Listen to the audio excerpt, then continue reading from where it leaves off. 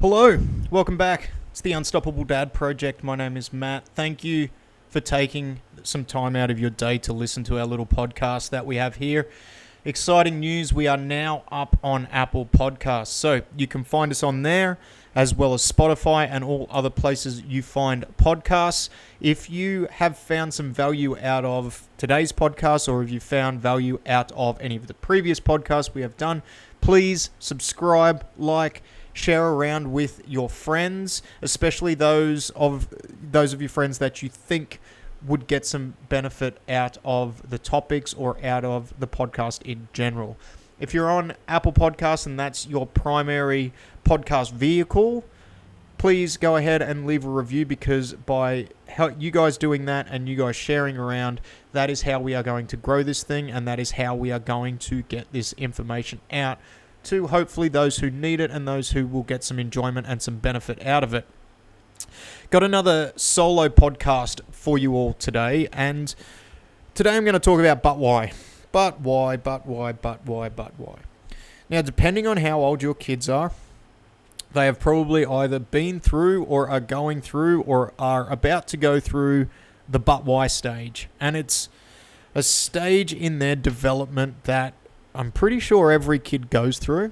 Everybody I've talked to, I believe, their children have gone through it in varying degrees at different points in their mental development. But what happens is, once the kids start to grow up and they start to learn and they're able to start to comprehend things a little bit more, especially when they're able to communicate a little bit more concisely, every first question is generally followed up with a follow-up question of but why. And that gets asked once, and then you give them an answer to that, and then there's another but why, and then there's an answer to that question, and then there's another but why, and then there's another answer to the question, and then there's but why, and then eventually you get to a point where there's no different way you can reword the answer. There's no other information to give, but they continue to ask but why, and we get to the bottom of whatever that particular rabbit hole that we're talking about with them is, and it just gets to the point where it's like there is no more information I can give you, whether it is the fact that I don't actually have any more information on that topic to give you.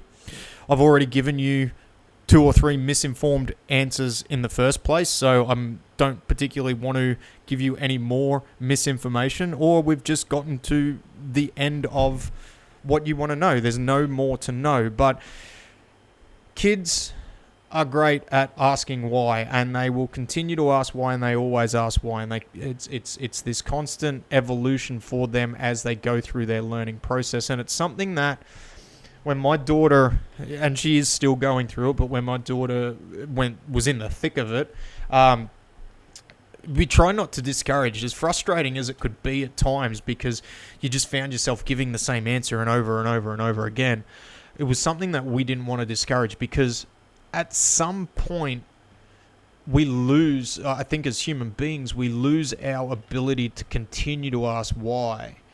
And that, for a lot of points, can actually be a detriment. And you know, I've got my own theories as to the reason why we probably start doing it, whether it is, you know, it's where we start to get scared around what other people are going to think about us, where if we continue to ask people questions, we're worried that we're going to get told to fuck off.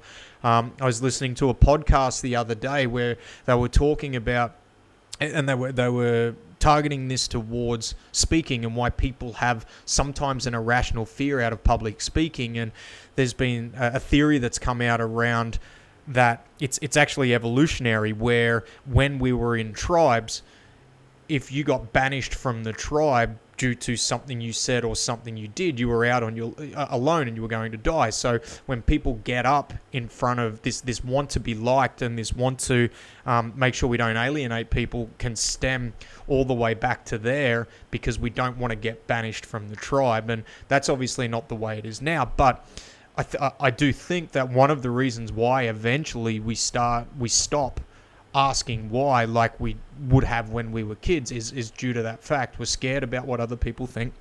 We're scared of them quote unquote banishing us from the tribe, and we don't want to, push the envelope or push the buttons of those people that are around us. But kids, they don't worry about that. They continue to ask why, and they continue to go down that path of trying to find out more information about a particular topic, even to the point where it's nauseating sometimes how many times they can ask you why.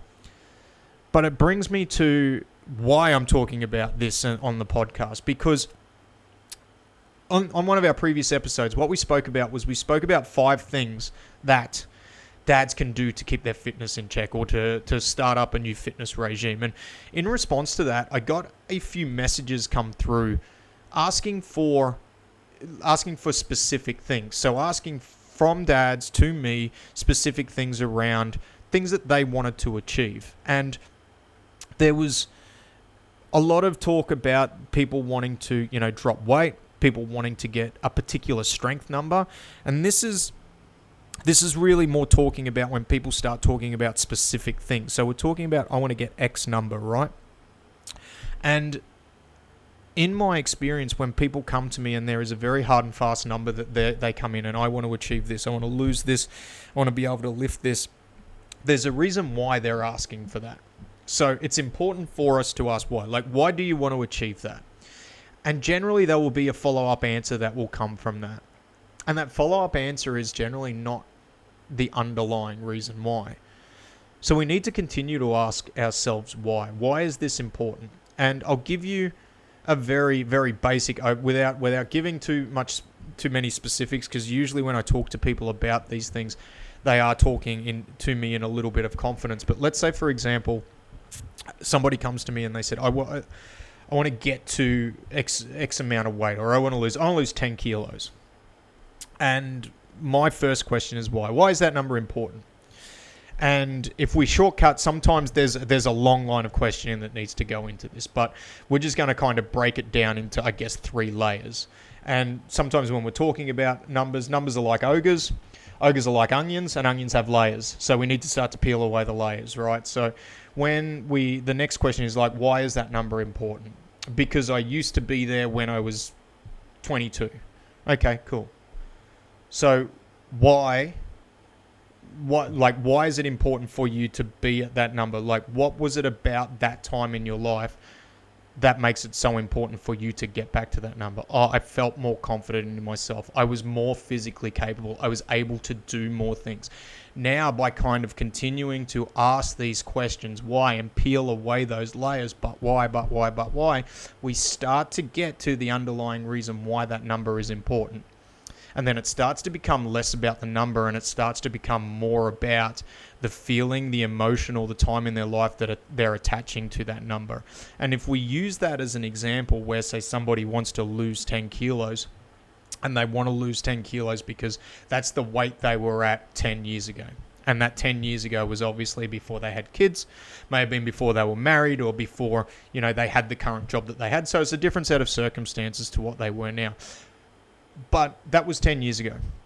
And they're not there now, but that's where they want to be. But the reason they want to be back there is because now they feel a little bit guilty around where their fitness is at. Maybe their kids are starting to move a little bit, so they're starting to get mobile and they're struggling to keep up with them, and they're starting to think to the future a little bit. And thinking to the future is a great thing, because you don't want to leave it until it's too late. If you want to achieve something, you want to give yourself plenty of time so you can do it in the right way. But and it's more that they know that they were fit then, that they know that they were in a physical state where they were able to do that. So it actually becomes less about the weight. They're attaching the weight to the outcome. The outcome is for them to become fitter, or for them to be more capable, to be able to run around and be more active with their kids. It's not actually about the weight. It's about that feeling, and it's about that stage in their life where they want to actually be fitter, more capable to be with their kids. Because a lot of the time when there's hard and fast numbers that people are attaching to something, it has less to do about the number and more to do with the way they are feeling about themselves. Now, there's an extra layer to this, right, where not only do we want to almost throw away those numbers, because especially when it comes to things like weight loss. They can be meaningless, and that can be a never-ending pit that you will never get yourself out of if you are constantly chasing number on the scales. But that's a topic for another podcast, right? But when we talk about the feeling and we talk about where they were at, and they want to almost be physically back there in that particular body, but take that body and put it in where they are now. But the problem is, the actions, habits, and behaviors that they were able to undertake to get to that point may not be conducive with the point that they are at in their life now. And what I mean by that is, if we look at something, let's look at something as simple as just training volume and frequency. So the amount of time you're spending in the gym, or the amount of time you're spending on an activity. When you don't have kids, you maybe don't have you're not married yet. You maybe don't even have a partner, like you've only got to worry about yourself. You can go and spend 10, 15, 20 hours in the gym and still then go and, and then do whatever you want, because you only have to worry about yourself. You don't have to worry about allocating time to anybody else. But if we need to take that same action to get the result we want, and we need to transplant those actions into our current life, what's going to have to suffer in order to implement all that stuff? And that's where working out why it's important and peeling away those layers and getting down to that underlying reason why, and continue, and basically, like what our kids do when they ask why, you continue to ask why and digging until you just can't give another answer. Because when you get to that, and you get to that underlying reason why, you'll work out why it's important for you to bench press 100 kilos, or why it's time, why you want to lose 10, or you want to do this or that or anything else. Because once you get to that, you'll find why. And if that why is, like in this instance that I use, that why is so I can actually spend more quality time with my kids, maybe going and training 20 hours a week isn't going to give you that. Yes, it might get you to a point physically where you're happier, but the point of you wanting to do that right now is to be able to spend more time with your children, spend better time with your children. And 20 hours of the gym a week is not going to do that. 20 hours a week is actually going to detract from that.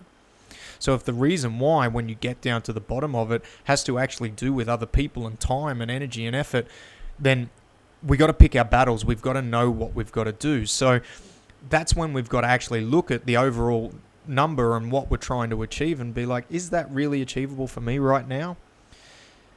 And there's a second part to this where we also have to look at the blessing of what we have right now. And sometimes when we're in a different stage in life, and I can tell you from firsthand experience, I was guilty of this, where you'd look at certain things that you used to do and be like, damn, I wish I could go back and do that. But then you also look at the rest of the stuff that you've got happening in your life right now.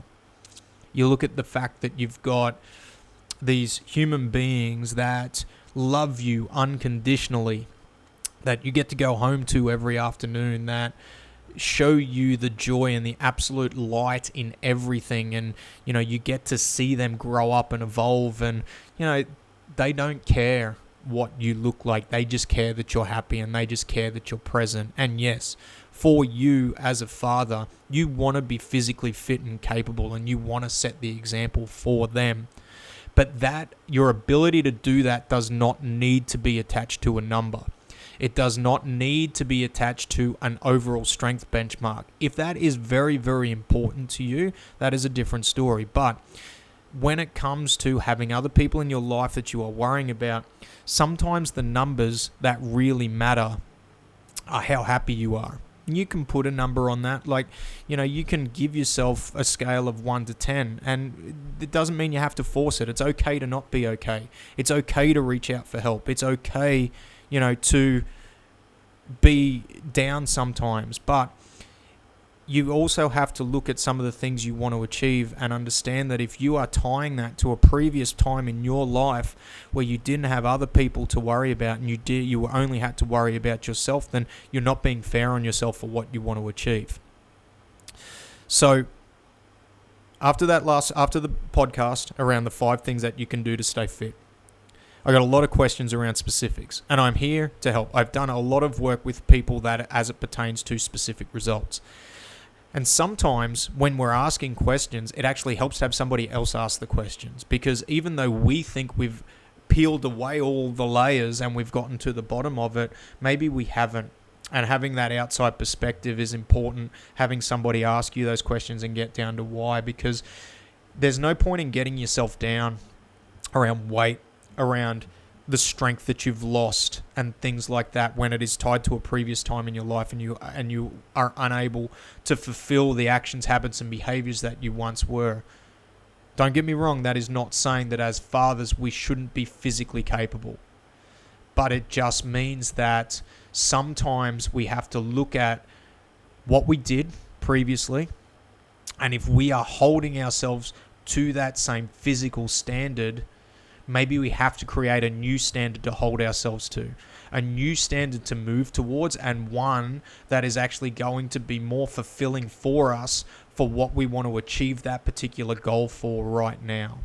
Because a lot of the dads that I speak to, and this isn't just dads, this is people in general, people with families mostly, but people in general, when you start to understand the underlying reason why you are wanting to achieve a particular result, then you can start to get this strange level of happiness and being content around just moving, so that movement can then make you physically capable. I think that structured training is a must for a lot of people, but it doesn't have to be to obtain a particular number result. Numbers can be important metrics to see how we've progressed. However, when there are more important things than life than the number on the scales or the weight on the barbell, and those more important things are the same things that as soon as you open the back door coming home from work are going to run up to you yelling, "Daddy, daddy, daddy, daddy," and give you a hug. It doesn't matter whether you have lost the 10 kilos or not. Then the metrics sometimes have to be put to the side. And the reason why you're doing things and why you're trying to stay fit and why you're trying to stay healthy has to be at the forethought, because sometimes it is okay to just go to the gym 2 to 3 times a week. We are going to get more physically capable doing that than beating ourselves down mentally for a result that we have put in our head is so important compared to based off something we've achieved previously in our lives. Now, this isn't advice for everybody. This is advice for those of us that spend our lives fixated on things that we want to get to that are based off previous markers that we've got. It is important to have goals. It is important to have something to work towards. But when you are setting these goals and when you are starting to do that, your ability to continually ask why and continue to ask why and peel away those layers until you have got to the underlying reason is going to be one of the tools and one of the keys for you to make sure that you are going to set up long-term sustainable goals that are not only going to serve your family, but serve you and make this a much more mentally, not challenging, but a much more, you'll be in a much happier space mentally. Continue to ask why. Continue to ask why around to yourself around those things that you want to achieve. Because when we get down to it, when we really, really get down to it as fathers, a lot of it will always come back to our family. And when it comes back to our family, the person that needs to be happy with where you're going is you, because that will reflect on your family and the way you treat them. But always ask why. Peel away those layers. Okay, Donkey did it to Shrek. You can do it with your goals. That's it. All right, 20 minutes. Trying to keep these solo podcasts under 20 minutes. As I'm sure you're aware, these are unedited, so sometimes those ramblings, I can go off on tangents. I can maybe get off topic a little bit. So if you've listened through till now, I appreciate you. I appreciate each and every one of you. If you've got any questions, please send them through. This podcast shouldn't be to discourage those of you that maybe have specific things that you want to know. Please send them through and, use me as a resource. Let me ask the questions why to try and get down to the bottom of it. But it's an interesting exercise when we sit down and we look at some things that we want to achieve and we just keep asking ourselves why. Why is it important? Because while you may get there, or you may get to that goal, and hopefully you do, hopefully the goals that you are picking are conducive with your life and they are things that keep you content and happy and don't add any extra stress. But if you're not getting there and you're not getting to where you need to go, maybe you need to reassess. And one of the ways to reassess those number-based goals is to constantly and consistently ask why. Peel it back, find out what's underneath, and then maybe we need to readjust and recalibrate and move forward. Thanks again, guys. Hope you enjoyed it. We'll see you next week. Goodbye.